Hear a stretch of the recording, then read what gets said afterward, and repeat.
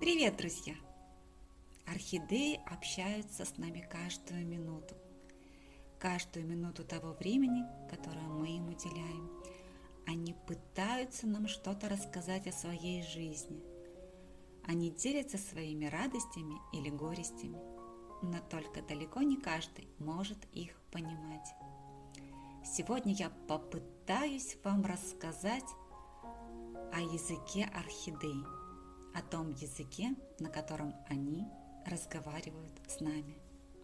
Но прежде чем мы приступим к познанию языка орхидей, я сделаю вам еще более ценный подарок. Я покажу вам формулу. И если вы сможете понять эту формулу, понять, проникнуться и принять, можно сказать, что вы поняли орхидеи. И дальше можете даже не продолжать смотреть. Итак, появилась формула на ваших экранах, и она следующая. Энергия света плюс вода плюс углекислый газ, иначе назовем это газообмен, равно глюкозе и кислороду. Конечно же, эту формулу я очень сильно упростила. Для чего? Для того, чтобы хотя бы с этого начать понимать, что же необходимо нашим орхидеям. В дальнейшем мы разовьем каждый из этих элементов, пройдемся вглубь и вширь, будем расширять наши знания, но пока, да простят меня профессионалы, нам будет достаточно даже этого. Насколько в жизни растения все хорошо с этими жизненно необходимыми составляющими, расскажет вам само растение. Оно покажет вам это своей активностью. Существует 3 основные стадии активности растения. Сейчас я вам о них расскажу. Первая стадия активности растения – это минимальная активность растения. На этой стадии у растения растут кончики его корней. Это значит, что орхидея говорит вам: мне поступает минимальное количество углерода. В переводе на человеческий язык: ты, хозяин, даешь мне минимальный свет и более-менее нормальные ночные температуры. Или же второй вариант. Углерод берется из моих внутренних резервов, но на солнце быстро или очень быстро перерабатывается. В переводе на человеческий это значит: ты мне даешь средний, хороший или даже очень хороший свет, но ночью у меня слишком жарко, и для того, чтобы жить и функционировать, я вынуждена тратить свои внутренние запасы. Чаще всего это нижние листья, которые растение отсушивает, как это называют в интернете, само себя ест. Друзья, я еще раз обращаю ваше внимание на это. Если ваше растение отсушивает нижние листья, значит, вы не смогли создать ему благоприятно оптимальных условий жизни. Запомните это. Сразу скажу вам очень важную вещь. Ночные температуры для нормального функционирования орхидей не должны превышать 24 градусов. Именно при температурах ниже 24 градусов ночью с 3 до 4 утра у растений раскрываются устицы. С помощью этих устиц они начинают поглощать из атмосферы углекислый газ, накапливать его, чтобы в дальнейшем переработать. Но об этом чуть позже, а пока мы обратим свое внимание на вторую стадию или степень активности растения. И это средняя активность орхидеи. У орхидеи растут и корни, и листья, то есть тот самый верхний молодой листик. И это, в свою очередь, показывает и означает, что свет у орхидеи хороший, температура при этом ночью не всегда оптимальное. То есть, возможно, не каждую ночь температура меньше 24 градусов. И поступление того самого необходимого углерода, то есть необходимого нормальному функционированию орхидеи газообмена, среднее. Еще раз хочу сказать, оптимальная, шикарнейшая, самая лучшая ночная температура для орхидеи 18-20 градусов.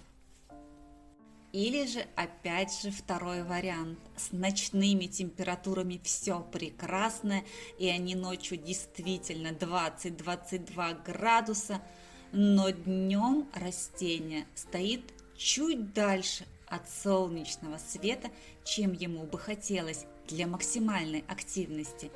И у растения хватает запасов углерода только на рост листовой массы и на рост корней. Причем на этой стадии ни о каком отсушивании нижних листьев уже не должно идти речи. Если же это происходит, значит по-прежнему владельцу орхидеи нужно обратить внимание на условия содержания, либо чуть сделать ярче освещение, пододвинуть орхидею к источнику света, поставить досветку, либо снизить ночные температуры. И вот теперь мы плавно подходим к максимальной активности орхидеи. Это когда у растения растет абсолютно все. И корни, и листья, и цветоносы.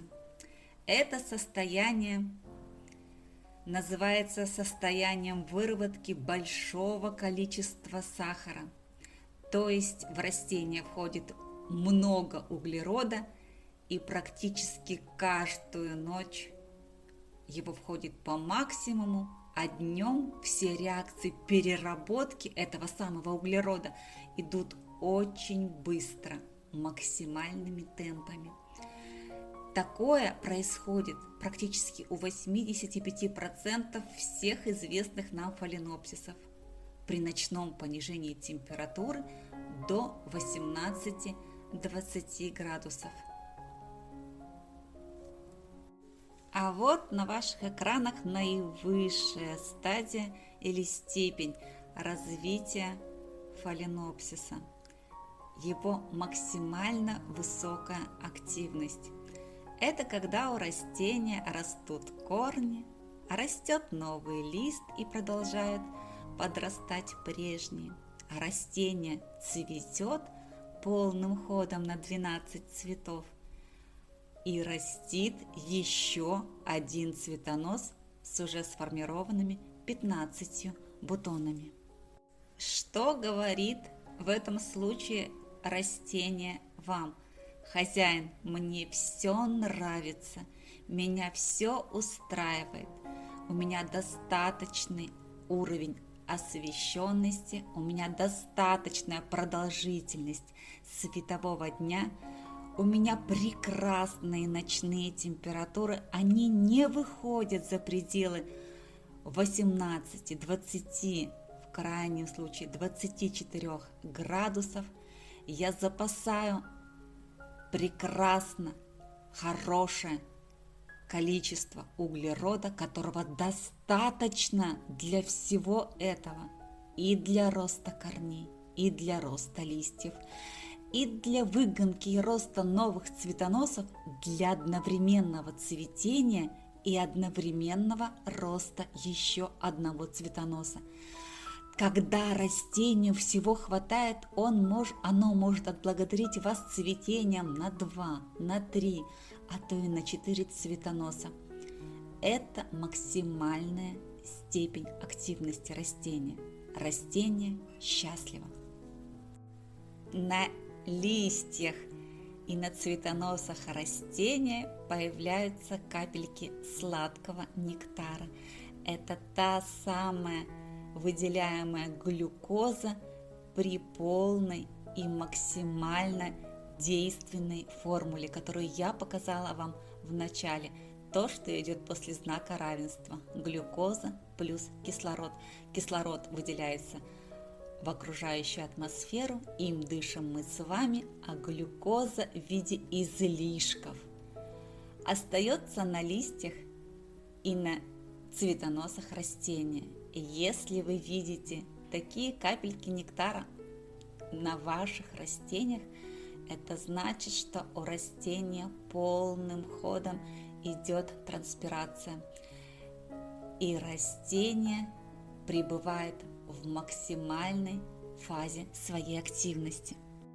В такой фазе активности растение практически невозможно залить, как бы вы ни пытались этого сделать, потому что растение с такой мощностью поглощает воду, процессы в нем кипят и бушуют с такой силой, что вся эта вода перерабатывается и испаряется листовыми пластинами в максимально короткие сроки.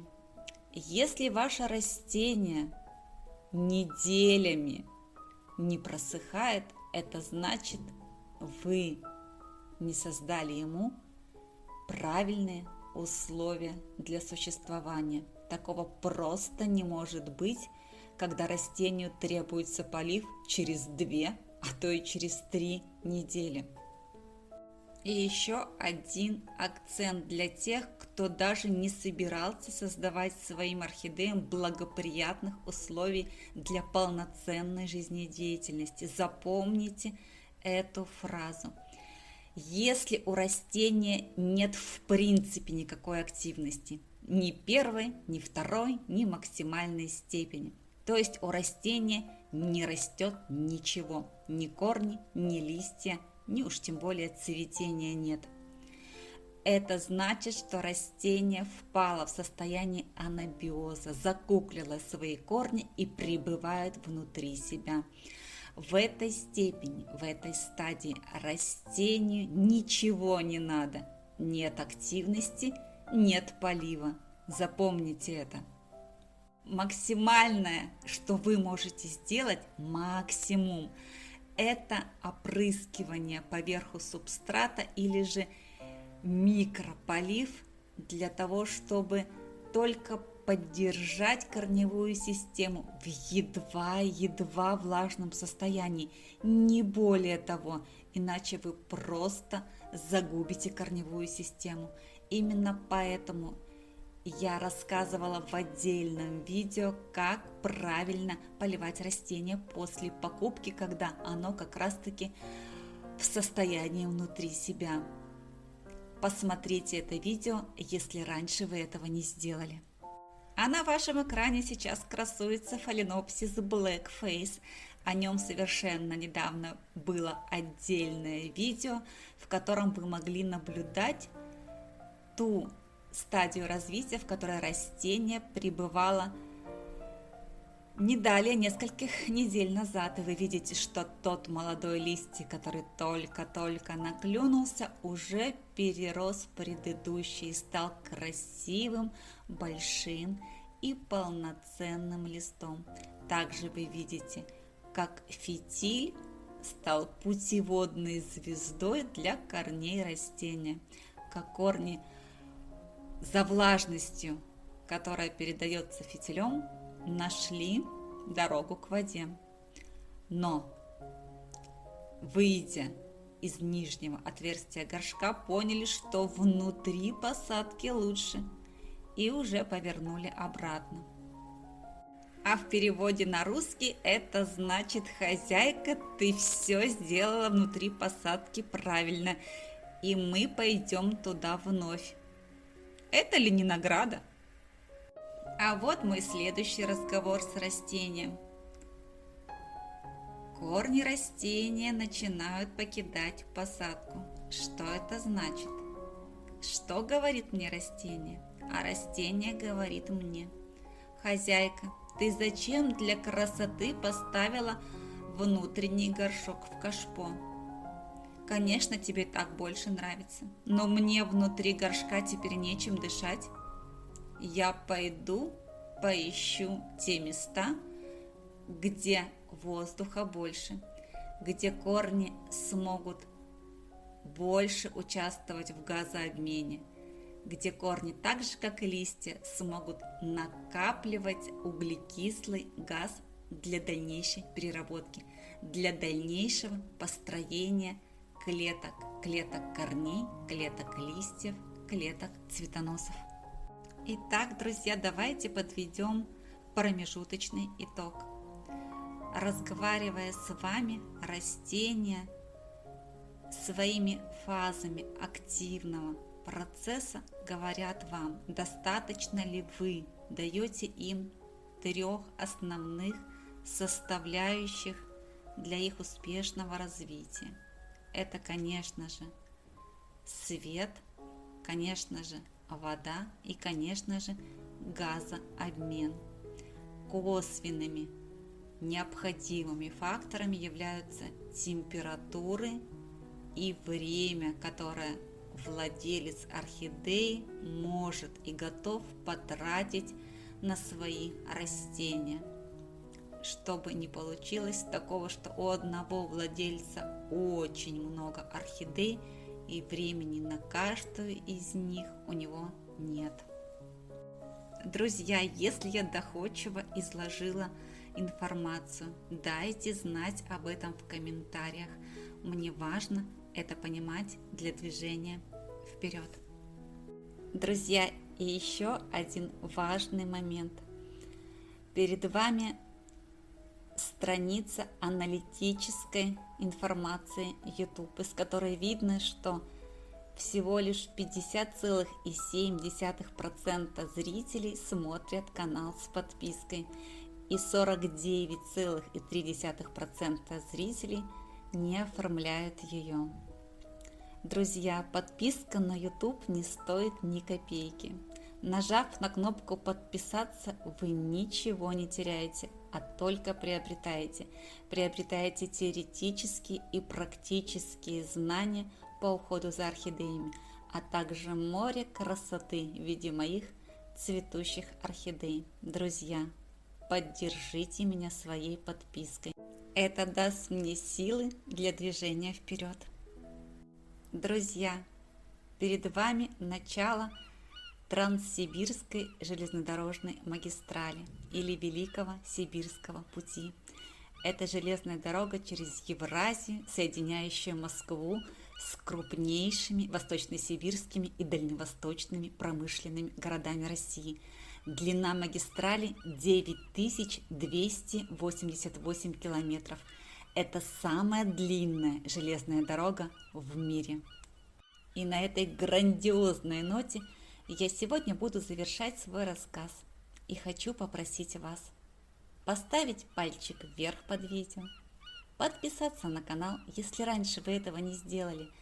Жмите на колокольчик, чтобы первыми получать уведомления о выходе новых видео.